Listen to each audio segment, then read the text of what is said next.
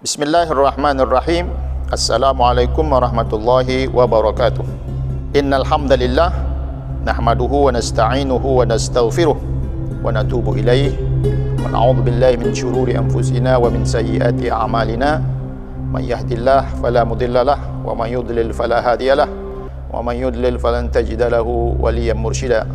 Qalu subhanaka la ilma lana illa ma 'allamtana innaka antal alimul hakim. Shadaqallahul azim. Bersyukur kita kepada Allah dengan sama-sama mengucapkan alhamdulillahirabbil alamin. Berselawat kita kepada Rasulullah sallallahu alaihi wasallam. Allahumma salli ala sayyidina Muhammad wa ala ali sayyidina Muhammad. Bersalam kita kepadanya. Assalamu alayka ya Rasulullah. Bapak dan Ibu, kaum muslimin dan muslimat, as-shaimuna was-shaimat yang dimuliakan Allah Subhanahu wa taala. Bersyukur kita kepada Allah Subhanahu wa taala untuk kesekian kalinya. Karena pada saat hari ini, kesempatan kali ini, kita dipertemukan oleh Allah Subhanahu wa taala untuk yang kedua kalinya dalam kegiatan yang sama, yaitu kegiatan Tausiah Ramadan. Mudah-mudahan kesempatan yang kedua ini bermanfaat buat kita semua, khususnya buat saya yang menyampaikan. Dan pada kesempatan kali ini kami diberi tema memaksimalkan i'tikaf. Saudaraku yang dimuliakan Allah Subhanahu wa taala, kaum muslimin dan muslimat, as-shaimuna was-shaimat yang dirahmati Allah Subhanahu wa taala. I'tikaf menjadi bagian dari ibadah yang mesti dan harus kita lakukan sebagai umat Islam. Terlebih di saat kita melakukan pada saat Ramadan kali ini. Karena seperti yang kita ketahui, Ramadan kita kali ini adalah Ramadan yang berbeda. Kenapa? Karena ada sebab. Sebabnya adalah wabah yang datang kepada dunia. Semua negara, termasuk kita Indonesia, khususnya juga Batam, juga mengalami hal yang sama. Sehingga dengan fatwa Majelis Ulama Indonesia, kita beribadah di rumah. Berkaitan dengan i'tikaf. I'tikaf adalah menetap sejenak. Secara umum, makna i'tikaf itu adalah menetap sejenak di suatu tempat. Tapi makna syariatnya menetap di dalam masjid. Ada satu persoalan yang kita alami sekarang karena kita beribadah di rumah. I'tikaf tempatnya di masjid. Sekarang masjid kita tidak gunakan untuk menjadi tempat ibadah kita pada Ramadan kali ini. Karena kita mengikuti seruan Majelis Ulama Indonesia untuk melaksanakan ibadah amalan-amalan Ramadan ini di rumah bersama keluarga. Tapi kita tidak perlu pesimis. Kita mesti optimis. Karena satu kelebihan untuk umat Nabi Muhammad sallallahu alaihi wasallam mendapatkan fasilitas yang berbeda. Jadi Nabi kita Nabi Muhammad sallallahu alaihi wasallam dan umatnya mendapat fasilitas yang luar biasa dari Allah Subhanahu wa taala. Apa fasilitas itu? Fasilitas itu Allah jadikan bumi ini masjid untuk Rasulullah dan umatnya, termasuk kita. Nah, berpegang dari hadis itu, kita bisa jadikan rumah kita sebagai masjid.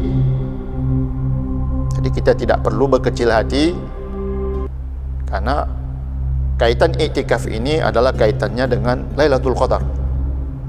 Karena untuk mendapatkan Lailatul Qadar ini memang salah satu cara yang diajarkan oleh Rasulullah kepada sahabatnya, tabi'in sampai kepada kita pada saat ini adalah i'tikaf. Rasulullah ketika masuk malam 21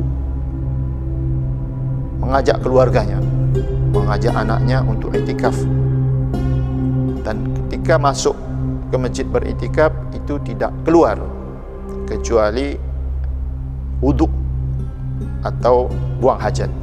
Karena kalau keluar selain keluar itu, maka i'tikafnya batal. Oleh sebab itu, kita juga harus maksimalkan peluang i'tikaf yang bisa kita lakukan di rumah. Banyak ibadah yang kita lakukan di dalam iktikaf, karena pada intinya beriktikaf itu merenung tentang diri kita, tentang kesiapan kita untuk menghadap Allah Subhanahu wa taala. Sudah sejauh mana kita ini melaksanakan ibadah kepada Allah Subhanahu wa taala. Maka dalam media iktikaf itulah kita melakukan amal-amal yang memang kita dianjurkan untuk dilakukan. Di antaranya kita bisa melaksanakan solat sunnah. Bisa kita solat sunnah mutlak, bisa kita lakukan solat sunnah hajat, bisa kita lakukan solat sunnah istikharah, dan lain-lain. Tergantung kebutuhan kita seperti apa dengan ibadah itu. Kita bisa membaca Al-Quran, apalagi kita semua sudah paham. Rasulullah SAW bersabda, "Iqra'ul Quran, fa innahu ya'ti yaumal qiyamati syafi'an li ashabihi." Bacalah olehmu sekalian Al-Quran, karena nanti pada hari kiamat Al-Quran akan datang memberikan bantuan, bentuknya syafaat. Tentu peluang ini pun kita tidak boleh sia-siakan. Kita bisa ajak keluarga, ajak istri, ajak anak, ajak suami. Mari sama-sama kita beriktikaf, kita berniat kepada Allah Subhanahu wa taala. Mudah-mudahan iktikaf kita dikabulkan oleh Allah. Banyakkan kegiatan-kegiatan. Ketika kita lelah melaksanakan ibadah solat sunnah, kita lanjutkan dengan membaca Al-Quran. Lelah kita membaca Al-Quran, kita boleh membaca buku-buku. Banyak ilmu yang bisa kita kaji dan lain sebagainya. Atau mungkin kita satu kegiatan dalam rumah yang kita buat itu bentuknya nasihat. Nah, kita nasihatkan kepada istri kita, nasihatkan kepada anak-anak kita, bagaimana kita beribadah kepada Allah, yang khusus berkaitan dengan iktikaf ini. Karena media iktikaf ini sebenarnya bisa juga dilakukan di selain bulan Ramadan. Tapi Ramadan ini yang kita tahu kan adalah Ramadan, bulan pengampunan oleh Allah Subhanahu wa taala. Maka kesempatan Ramadan ini jangan kita sia-siakan. Kita manfaatkan dengan sebaik-baiknya. Semoga ibadah kita ini diterima oleh Allah Subhanahu wa taala. Kaum muslimin yang dimuliakan Allah Subhanahu wa taala, iktikaf dimulai dengan niat. Kita dapat ilmu dari guru-guru kita, dari ulama-ulama kita, kita ikut. Kita mulai beriktikaf, nawaitul iktikaf lillahi ta'ala. Setelah itu apa yang kita lakukan? Kita bisa membaca Al-Quran, mulai dengan membaca Al-Quran.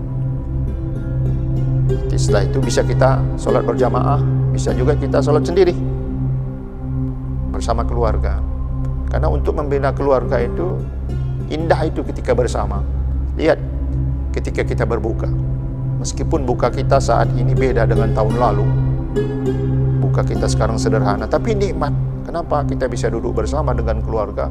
Nah, begitu juga ketika kita beriktikaf, kita duduk bersama, beribadah bersama, kita merenung kepada Allah Subhanahu wa taala. Minimal sudah sejauh mana perintah Allah ini kita tegakkan. Dan kita juga perlu merenung sudah sebanyak apa dosa kita kepada Allah Subhanahu wa taala. Maka media iktikaf ini perlu kita manfaatkan dengan sebaik-baiknya. Iktikaf itu sebenarnya tidak mesti dimulai tanggal 21 Ramadan. Bisa dimulai dari awal Ramadan sebenarnya. Hanya saja masyarakat kita ini suka mengambil yang simpel-simpel.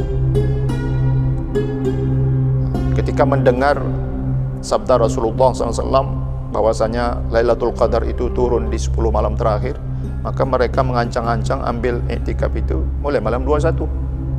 Padahal sebenarnya kita bisa mulai sebelum malam 21 sebenarnya. Mempersiapkan perjalanan itu kan harus yang matang sebenarnya. Ada satu kalimat hikmah yang dulu pernah kita belajar di pondok pesantren mungkin. Man arafa bu'das safari ista'ad. Nah, siapa yang tahu jauhnya perjalanan, maka dia mesti siapkan persiapannya.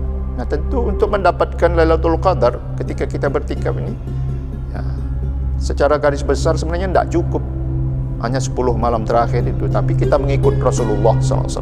Karena kita ini ittiba'un Nabi Muhammad SAW. ikut sunnahnya, ikut cara beliau. Nah, cara Rasulullah beriktikaf itu masuk malam 21 tak keluar. Keluar hanya buang hajat, wudu dan lain sebagainya, mandi. Nah, itu lanjut lagi iktikafnya. Keluarnya nanti setelah solat Id. Kita bisa ikut itu, kita bisa lakukan itu.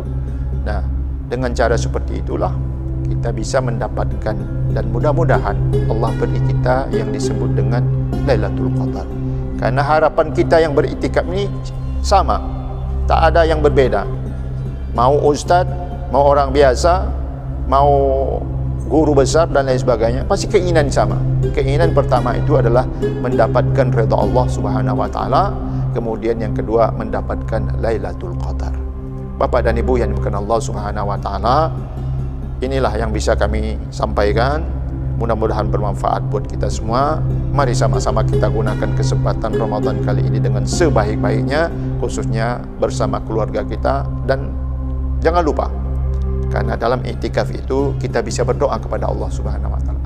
Doa kepada Allah, mudah-mudahan Allah cepat mengangkat wabah ini, dan mudah-mudahan kita mendapatkan barokah dari Allah Subhanahu wa taala yang disebut dengan Lailatul Qadar. Demikian, kurang lebih mohon maaf. Billahi taufiq wal hidayah. Wassalamualaikum warahmatullahi wabarakatuh.